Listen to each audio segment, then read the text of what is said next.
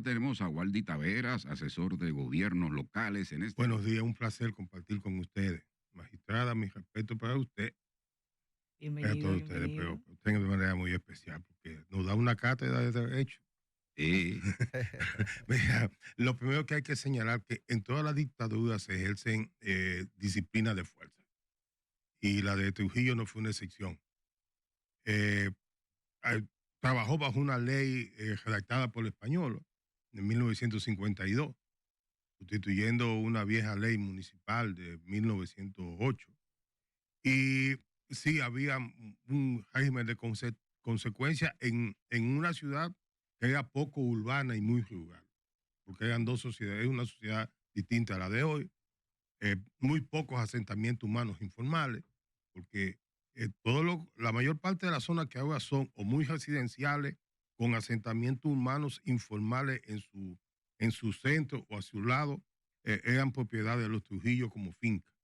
Lo que hoy es Arroyo Hondo era una finca de los Trujillo y terminó siendo vendida a los ricos, y los pobres ocuparon una parte de ella. Lo que hoy está de la Lincoln para allá también es otra finca de los Trujillo. Entonces, en una ciudad muy pequeña podía haber mayor disciplina. Eso es muy común en las ciudades, esa clase de urbanismo, que sea una parte de rico y al lado hay un barrio. Por ejemplo, aquí en la capital todos son así casi, Sí, todos. excepto aquí ¿cómo se llama aquí? El Mirador y esa zona. Los cacicascos. Los cacicascos. Pero los cacicascos, cuando tú cruzas el Mirador, tiene ahí los kilómetros. Sí, pero está lejos.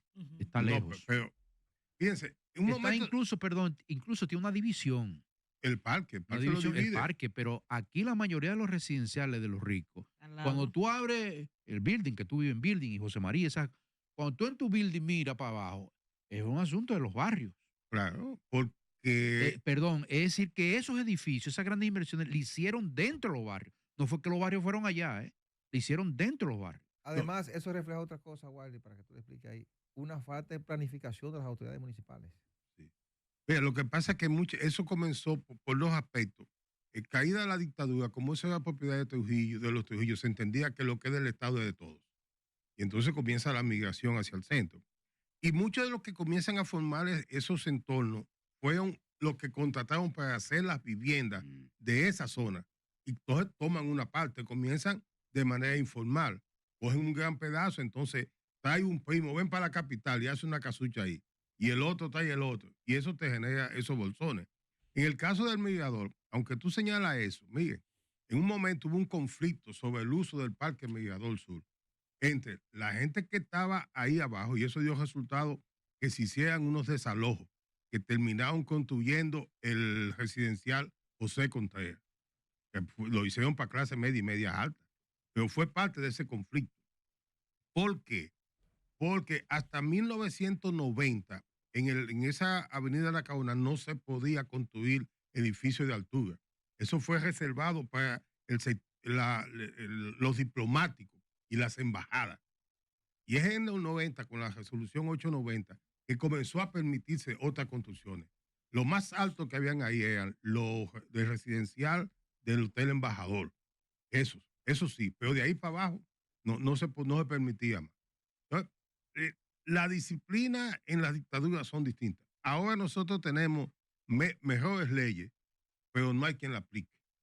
Por ejemplo, lanzamos unos residuos sólidos en la vía, que corresponde una infracción que te puede llevar 10 días a la cárcel y hasta 50 salarios mínimos. Pero a nadie se le ha aplicado. Entonces, podemos tener buenas leyes, pero si no hay quien la aplique, la magistrada sabe que entonces no tiene sentido. Eso es verdad. Wally, volviendo a las preguntas que hacían los compañeros sobre la distribución de los territorios. Hay un fenómeno que he visto que lo tratan bastante en Argentina, que es la gentrificación. El cómo espacios públicos que previamente comunidades son de gente pobre, empieza a llegar clase media, media alta, y cómo le afecta al pobre que su sector cambie la dinámica, cambia de precios. ¿Se puede decir que eso se ha empezado a dar en la República Dominicana? ¿Y qué efectos podría traer que eso se diera aquí en el país? Sí, comienza a darse, pero con una variante. Es que aquí el sistema de la propiedad privada está basado en los títulos de propiedad. Entonces, esos son asentamientos humanos informales. Muchos de ellos en propiedad privada. O sea, que está titulado no a nombre del Estado, sino de una personalidad, una persona física o jurídica privada. Entonces, en ese caso, es más difícil la inversión, porque tú, para poder invertir en esa transformación, necesitas seguridad jurídica y facilidad crediticia. Entonces, si voy a comprarle, tengo que comprarle al propietario real. ¿Qué pasa? Que para poder comprar y segregarlo necesito un proceso de saneamiento para individualizarlo de la propiedad original. Y después procurar que te saquen la gente. Que me saquen la gente. O sea, eso hoy, para poderlo hacer necesariamente tiene que hacerlo el Estado. En el caso del Milloncito, había un proyecto que lo pensó y lo diseñó en la gestión de Johnny Ventura, con Luis José Chávez, que era el secretario general, y Pipí Delgado, que entiendo que era el director de planeamiento urbano, y tenía la intervención del Milloncito para transformarlo, aún económicamente. Ellos valoraron lo que podía pagar el Estado, lo que significaba el desplazamiento de esas personas de ahí y lo que iba a costar esos terrenos. ¿De qué son los terrenos? Mira, esos terrenos tienen ¿Son de vecinos o de otros? No, eso no son. Tiene una litis entre dos familias. Bueno, y ellos hay más problemas porque una parte de esos herederos vendieron su parte a personas de las que viven ahí, pero sin deslinde. Y el proceso de la zona colonial, porque tradicionalmente la zona colonial uno lo ha visto, o gente muy mayor que realmente es titular de eso y ha pasado de generaciones en generaciones, o lo que en España le llaman los ocupas, que son personas que hay un sitio totalmente abandonado, que se mudan y viven en condiciones paupérrimas. Pero con el proceso de transformación que se ha estado dando en la zona con aquel préstamo del BID y demás, ¿qué tanto la gente realmente que vive ahí puede esperar ese proceso de remodelación, de que te rompen la calle, de que te están maltratando, y no los empujaría en algún momento a vender e irse y que esto entonces sea ocupado ya con un precio mucho mayor cuando este proceso de modificación concluya?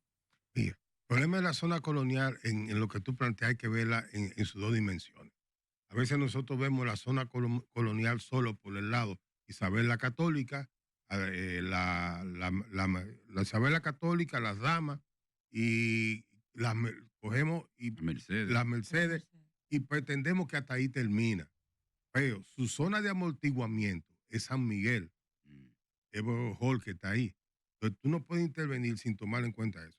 ¿Cuáles son el problema del BID? Y recientemente leí no sé si fue en 7 días o en Acento, en uno de los digitales, un artículo donde se establecía todo lo que se ha cogido prestado para la zona colonial. Y los préstamos son exorbitantes. En cualquier momento se lo paso a ustedes. Pero oigan, la mayoría de las viviendas que ahí se plantean remodelar es solamente de fachada. Entonces, cuando tú me puedes remodelar la fachada, me la dejas con la época colonial hacia adentro. El mejor modelo para mí fue el que se usó en Colombia. ¿Cuál fue? Bueno, te reparo la vivienda, tú tienes un subsidio y esa vivienda pasa a ser parte de un museo. Y entonces, aunque tú vives ahí, tú tienes personas que van a ver esa vivienda con su estructura y todo eso. Y además, miren, la zona colonial está adquirida por una familia muy poderosa de la República Dominicana. Por eso y es muy probable que estemos... Es más, miren, en uno de los préstamos del BID, Consuelo Desperadel y yo nos pusimos a revisar. Y miren, la propiedad inmobiliaria de la zona colonial que iban a ser afectadas eran una cadena de empresa sobre empresa. Empresa sobre empresa. Y tú tienes que pasarte una semana buscando la Cámara de Comercio. Levantando capas. Para tú poderlo. Bueno, el asunto fue... No es al azar que antes se peleaba para que el proyecto sea de la ciudad, del ayuntamiento, y ahora luego se peleó para que fuera del Ministerio de Turismo.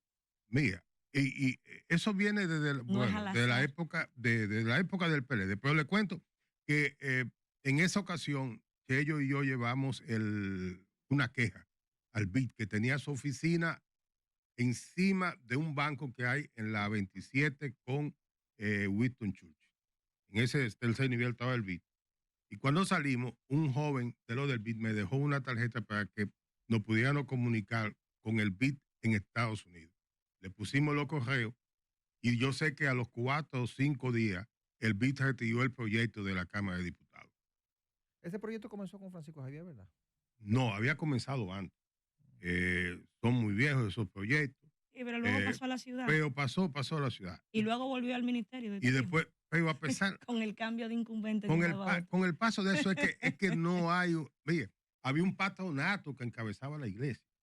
O sea, las primeras intervenciones se dan para la conmemoración del 5º centenario y lo hace la gestión de Joaquín Balaguer desde mediados de los años 80, cuando toma poder en el 86. Nos referimos a los préstamos. ¿A partir de qué momento lo desembolsan? No, los préstamos comenzaron, lo primero fue a mediados de los 90. Pero le voy a facilitar el dato. Lo que pasa es que tú no puedes realizar una intervención como la que ahora se está haciendo en la zona colonial. Porque las calles las están dejando sin contener y sin hacer. No es que tú digas que no. Exacto, en Europa tú te vas y tú la encuentras. Pero es la cultura.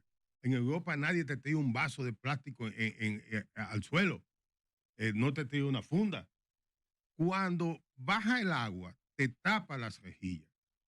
Antes lo que había era unos espacios más anchos y caían en las galerías que conectan con la galería principal, que es la que desemboca por la estatua de Montesino. Guadis, ¿y eso puede haber sido parte de las razones por las que vimos que la zona navegó? Yo creo que sí, porque es que entonces te cambian lo que era ancho de 1.6 metros, te lo están cambiando por un tubo de 6 pulgadas. Entonces eso te convierte en un embudo. No se puede volver hacia atrás para hacer eso. Quizás no se cueste tanto, pero hay que romper. Que era que ellos no han anulado el sistema bien. No lo han anulado. Lo que pasa es que le han reducido su ingreso. Pero eso es sencillo, entonces. Eso no es una gran inversión volver hacia atrás para hacer eso. Pero tendría que... No conozco el costo, pero oigan otra cosa. Mira, si tú pasas por la zona colonial ahora, calles que fueron adoquinadas hace 6 meses, ya los adoquines se han hundido. No me digas. Sí. Vete a la Mercedes para que tú veas. Es decir, que hay una mala ingeniería ahí. No, porque miren, un ingeniero me decía a mí, un maestro de eso, que bueno, Pipí Delgado, me decía, Waldy, las intervenciones en términos de planificación urbana y de trabajos en ciudades tienen que estar gestionadas por personas que conozcan la cultura y conozcan la ciudad. Pero, ¿y cómo afecta eso, volviendo a la pregunta inicial, Waldis? ¿Cómo afecta a el que vive ahí, al que vive en esa zona? Porque si yo resido en la zona colonial, porque como tú muy bien señalas, uno piensa en los restaurantes y los bares, pero hay mucha gente que vive allí. ¿Cómo afecta eso al dominicano que vive en la zona con un proceso de remodelación tan largo y que yo tengo que vivir prácticamente invadido todo el tiempo? ¿Cómo me afecta? No, pero mira, si tú te que usas los que viven detrás de las ruinas de San Francisco, ahí hay muchas casas antiguas, algunos son callejones o semicallejones, como el que está frente a la plazoleta esa. Tú te encuentras que ellos tienen casas que se le están cayendo, pero no la pueden remodelar porque no se les permite. Sí, o sea, su calidad de vida sigue reduciéndose en términos de calidad de habitabilidad, porque tu hábitat es parte de esa calidad. Y si yo quiero quitarle esta madera para poseer blog y lo que tengo es blog de tal calidad, me dicen, no, usted no lo puede hacer porque tiene que hacerlo de tal que cuesta mucho más, me está restando. Entonces viene una persona y me dice, te compro la vivienda. Gentrificación. Entonces, el que la compró tiene tanto dinero como para restaurarla como quieren estos técnicos y la hacen bonita, o si no, la deja ahí hasta el momento en que pueda tener tanto valor y me cambian los usos de suelo, como pasó en San Juan, y tú conviertes ese espacio en una vivienda o en un hotel con muchísimo más rentabilidad. Pero eso también pasa en Ciudad Nueva y en Gascue. Claro que sí. Lo que quiero decir con esto es que, mire, en la planificación urbana, en decidir qué tú haces en cada espacio, hay una buena voluntad, pero también puede haber un buen negocio. Y esos negocios siempre benefician al que tiene más dinero. porque los pobres que viven ahí en esa vivienda o están alquilados o lo que tienen es herencia de cuarta o quinta generación. Wallis, y nosotros pasó la campaña, ganaron los alcaldes, están instaladas alcaldías y hay municipios que siguen con problemas. Uno de los temas que vimos fue la toma de posesión de el señor Dio Astacio y lo que dijo de lo que encontró. El alcalde anterior tomó la decisión de cambiar de golpe y porrazo los que suministraban el servicio de la recogida de basura. ¿Qué tan factible es hoy en día ese tipo de decisiones que las alcaldías se encarguen de manejar sus desechos sólidos? ¿Qué tan factible es y qué tanto pudiera generar al final de cuentas un costo mayor para el ciudadano que si tuviéramos el sistema de simple y llanamente contratos con empresas? Bien, muy buena.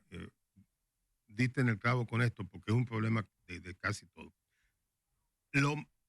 Tú tienes que situar diferente un gran ayuntamiento con un gran territorio a un pequeño ayuntamiento. Entonces, en todos los territorios no es igual el mismo método para tú darle el servicio. De hecho, tanto la Constitución como la propia ley municipal te da una diversidad de opciones. Tiene la contratación, hacerlo directamente y ojo, una que no se ha usado aquí en ningún municipio, que es la constitución de empresas municipales. Y eso aparece en la ley municipal porque esa ley fue influida mucho por los técnicos españoles. Explícate un poco sobre eso. Entonces, Guadis. bueno, yo puedo como ayuntamiento hacer una empresa y le pongo su nombre. Otra, yo puedo hacer un acuerdo con un empresario y hacer una empresa. De esa empresa yo voy a tener el valor que me corresponde a fin de año como socio de los beneficios. ¿Cuál es lo que yo he planteado para los ayuntamientos más grandes? Mire, señores, constituyan empresas mixtas. En el caso de Santo Domingo Este, que tiene una serie de camiones, que la mayoría no es que no sirvan, es que son camiones chinos y sus repuestos no están disponibles aquí. O sea, espérate, Waldi. Se compraron camiones con fondos públicos y no se verificó que hubieran repuestos aquí para cuando se dañen. Y una tuerca. Sí, mira lo que pasa. Esos son contratos que se hacen sobre la base de que ellos entienden que los repuestos van a estar o se van a necesitar. No, pero que tiene que ser una exigencia. Usted contrata y usted tiene que exigir quién le va a dar el mantenimiento, quién le va a proveer las piezas y servicios y dónde está la casa de esa empresa. Lo que dicen los técnicos es que no, y que por eso se han ido dañando. Mire, pero también tú tienes que tomar en cuenta el territorio al que tú le vas a dar servicio. ¿Cuál es la vía con la que ese camión va a entrar a la disposición final? Es diferente tú entrar en una vía sin hoyo a tú entrar a Duquesa hoy. Tu camión, por una vía buena, te va a durar un año sin dañarte un amortiguador. Pero en Duquesa, a los 4 meses tú vas a tener que cambiarlo. No por lo de Duquesa adentro, sino por la vía de Los Casabes y la vía del mismo Batey Duquesa. En Santo Domingo Este, si me dijeran que haga algo, digo, hagan una empresa mixta. Mire, señor, yo pongo como activo estos camiones que si bien pudieran estar dañados, se pueden valorizar. Y bueno, voy a cambiar los motores, todas esas cosas. Y esa empresa también darle la exclusividad para la recolección a los grandes generadores, para que el capital de esa empresa suba. Le ponerle un valor por tonelada y insistir en que haya una planta de valorización de la que el ayuntamiento sea socio también. Ahí pudiera hacer 2 cosas. Mira, cuando se me daña un camión o se me daña un motor, lo que sea, yo tengo que tenerlo ahí. Y eso es un dinero estancado en inmovible para un ayuntamiento. Y eso no es posible casi en la administración pública. Entonces tengo que hacer una licitación que como mínimo me coge 2 semanas. Tengo 2 semanas un camión pagado. Cuando yo pago un camión que no me da un servicio circular, eso recuperarlo me cuesta 3 viajes más. Porque si yo tengo aquí 10 toneladas depositadas y tengo que recoger, no las recogí hoy, ya mañana yo tengo 20. Y si tengo un solo camión que lo que puedo llevar son 4 o 5 toneladas, Mientras yo estoy llevando ese, me están reproduciendo la misma cantidad que yo tengo. Entonces, es un círculo que...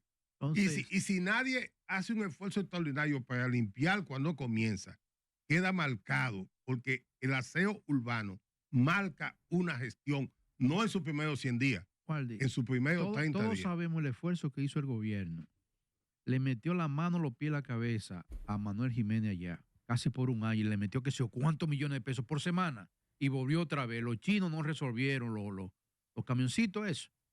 Entonces, aparentemente, este niño, el pastor, ¿cómo se llama? Diostacio. Diostacio, va por la misma vía. Mira, a poco tiempo no me Perdón, eso que tú dices, que si se tarda un poquito, se le complica la situación. Claro que sí. Entonces va a tener que entrar otra vez el gobierno a meterle dinero a él. Ya pasaron 30 días y sigue la basura. Pero el problema es que tú no haces nada con que... Los 30 días que usted decía que te marcan, ¿ya pasaron? Pero le digo, es que si tú como gobierno central intervienes, perfecto, interviniste y gastaste 1 millón y vuelven a hacer lo mismo, al mes tú vas a tener que gastar otra vez el mismo millón. Es que eso es un cáncer. Si tú no lo erradicas, no tiene forma. Y la mejor... Y otra cosa, mire, el problema es cultural. Todos esos proyectos vienen con uso de contenedores. La cultura del dominicano no está todavía para uso del contenedor, excepto que haya consecuencias. ¿Por qué? Y más Santo Domingo Este, que es un municipio dormitorio. Cerca de 300, 400 mil personas que usan de Santo Domingo Este hacia el distrito y todo esto, todos los días. Y esa gente, muchos vienen, han cocinado allá, dejan su funda con los residuos de la comida y se traen su comida hecha para comer en el trabajo, en su bultico. Dejan la basura. Dejan los residuos orgánicos ahí. Bueno, allá que viven, tienen que dejarla allá. Lo dejan ahí. Entonces, todo eso hay que coordinarlo. No es lo mismo tú recoger en Invivienda, que tiene unas condiciones, que fue construido en los años 70, donde el medio ambiente no era una prioridad, donde no le exigían tener contenedores o lugares de depósito de residuos sólidos, pero tú tienes en un circulito 42 apartamentos que te están generando residuos. Entonces, esos son distintos. Me traen un tipo de fuera que no conoce esa realidad y te diseña un programa muy bonito, pero cuando tú lo llevas y encuentras que en mi vivienda es una cosa, pero el Tamarindo que le queda al lado es otra, y Villa Carmen que le queda hacia el otro lado es otra realidad, con callecitas más estrechas. Entonces, o tú te vas a Santo Domingo Este y me dices, esto es por el lado de la avenida Iberoamericana, Faro Colón. Eso es una realidad. Pero cuando tú cruzas el muro de la vergüenza, tú tienes otra sí, donde el camión compactador no te entra. No, y se supone que esa es la ventaja, Wadis, de tener gobiernos locales. Que esa realidad que tú muy bien has descrito, se supone que se tiene que tomar en cuenta para las políticas públicas. ¿Qué es lo que está pasando? Estamos trayendo alcaldes que no conocen la comunidad y toman decisiones simple y llanamente porque alguien se las sugiere. Tenemos una gran debilidad. Primero que la selección que hacen los partidos está sobre la base o del grupismo o dime cuánto puede aportar en voto. Esa es la primera debilidad. La segunda está en los consejos de regidores, que no juegan su papel de fiscalización. Y más ahora que la mayoría son del mismo partido del alcalde. Y a eso súmale que hemos tenido una gran debilidad en la preparación técnica del personal que pueda. Y los alcaldes, la mayoría, lo que les gusta es tener al lado una persona que le diga, sí, señor, usted es el líder, usted de aquí va para la presidencia de la República. Pero hay algo que es cierto, Waldy, es que todo el que aspira sabe la realidad de cada sector. Eso por lo menos debemos estar conscientes. Aunque te lleven el candidato, el equipo sabe lo que pasa. Porque usted lo sabe, no vive en Santo Domingo Este. No, yo vivo en Santo Domingo Este. Bueno. Yo pensé que usted no vivía, como usted decía, que la gente deja la funda allá para que la recojan. Yo decía, bueno, pues si vivía allá tiene que dejar la funda. Bueno, está hablando. Pues yo vivo en Santo Domingo Este también. Pero no es una forma de justificar la incapacidad para resolver el problema, porque se supone que todo el mundo sabe que cuando tú cruzas el muro de la vergüenza es una realidad diferente a la que tú tienes en el ensanche Osama. ¿Por qué Juancito tuvo resultados? Porque Juancito tuvo al lado un buen equipo que encabezó Juan López. Y oía a Juan López como si Juan López fuera su papá. Sí. Y Juan López no tenía otro interés que no fuera a servir. O sea, lo que conocemos a Juan, sabemos que Juan López, su vida ha sido lo académico en la UAS y servir. Entonces, es diferente que sea Juan López, y no tengo que cuestionar a los demás. Sí. Estoy hablando de que cuando Juan López le hablaba a Juancito de los Santos, le estaba hablando su papá. Y entonces tú oyes a tu papá. Tú tienes una gente al lado que te dice, sí, señor, ok. Otro, como aquella frase de humano es, humano es, humano es. Los funcionarios necesitan eso. ¿Y a quién tenía Manuel Jiménez ahí? Que lo asesoraba. No, Manuel fue Manuel. Él se asesoraba. No me diga. Sí, Manuel. Mira, Waldi, vamos a quedarnos ahí en Santo Domingo Este. ¿Va a seguir siendo subutilizada lo que hicieron ahí para en la autopista de las Américas? Supuestamente para que llegaran los autobuses, que después Manuel lo hizo otra cosa. Mira, si ahí no llega el metro, no tiene sentido eso. Aumenta el peso vehicular porque tú estás dejando 60 personas que la puedes dejar en el Parque Enriquillo y la estás dejando entrar en las Américas. ¿En qué van ellos a cruzar para acá? ¿En un carrito pequeño o en una guaguita?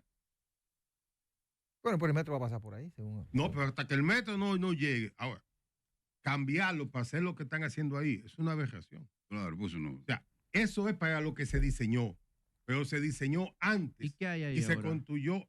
Nadie Hay una sabe. escuela, hay una cosa temas de arte. Hay una detención de una serie de Litla. cosas. Una detención de Litla. Lo que quiero decir es que ahí se pusieron los pies sin tener cabeza. Ahí fue todo. Okay. Así es. Bueno, entonces, Santo Domingo Este, la solución, ¿cuál es? Para mí, si es de los residuos, su primera solución es comprender dos cosas. Que tiene una población más allá de lo que dice un censo y por lo tanto necesita más recursos.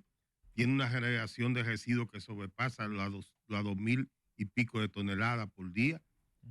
No, su presupuesto no le da para pagarla. Es una realidad.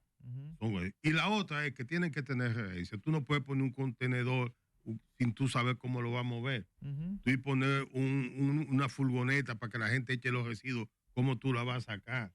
Y segundo, entender que ese municipio tiene una condición excepcional. Es el que más ha crecido en el país. ¿Sabes qué? De urbanizadores. Danilo Medina, que te hace la ciudad Juan Bosch. Luego viene el fideicomiso, que lo aprovecha Tato Bisonó.